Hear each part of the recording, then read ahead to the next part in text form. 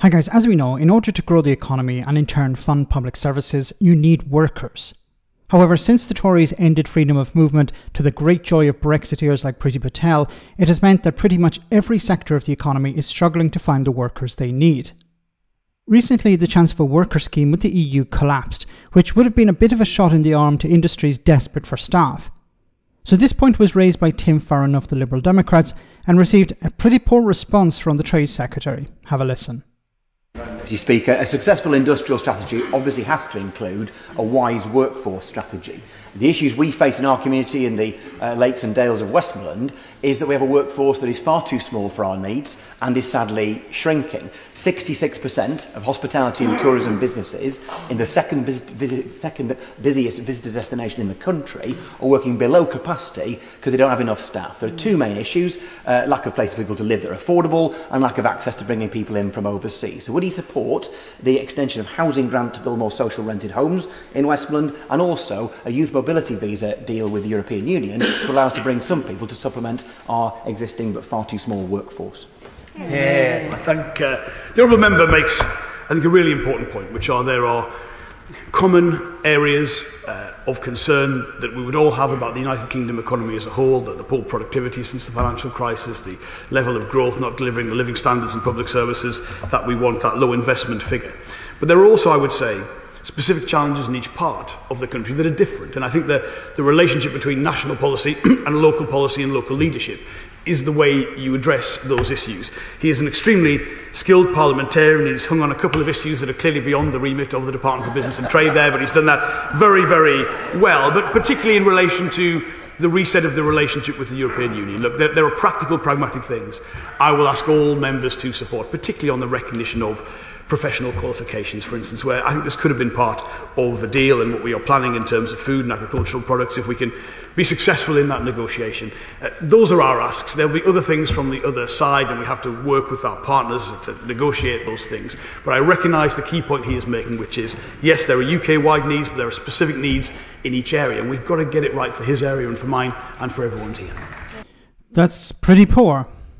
Because what is he talking about here? He's talking about professional qualifications. So how the EU and the UK would recognise each other's professional qualifications. How is that going to help a restaurant in a small town that needs staff? How is this going to help farmers who are desperate for workers to pick fruit and vegetables? How is this going to help the fishing industry that needs workers in processing plants?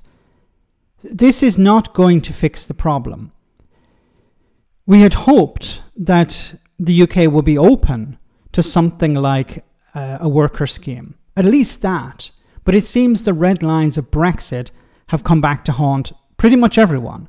So once again, we have this idea that immigration needs to be brought down.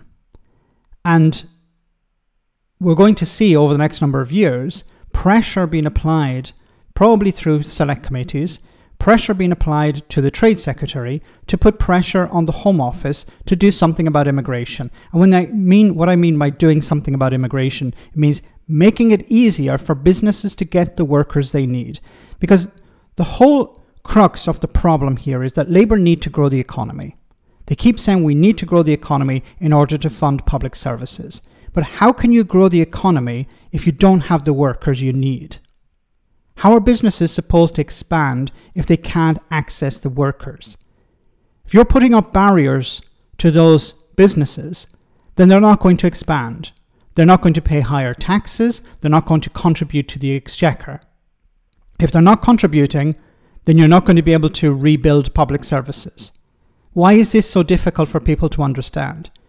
Why is it that the new government is determined to follow in the footsteps of the Conservatives when it comes to immigration? We need to bring down immigration, it's too high. Why would they not accept the reality that in order to grow the economy, you need workers? If you can't find the workers in the local area, in the country, you have to look further afield.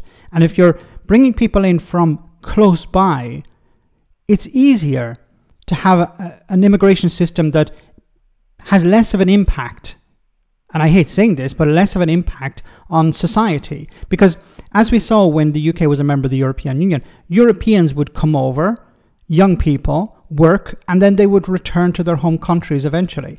But instead what's happening is people are coming from further afield and they're bringing their families with them. I don't have a problem with that. Most reasonable people don't have a problem with that.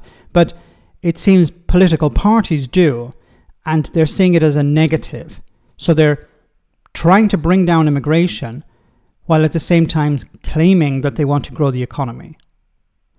Something has to change. And if it doesn't change, you're not going to see the growth and you're not going to see the rebuilding of public services. Let me know in the comment section, guys, what you think. As always, your comments are greatly appreciated. Thanks a lot.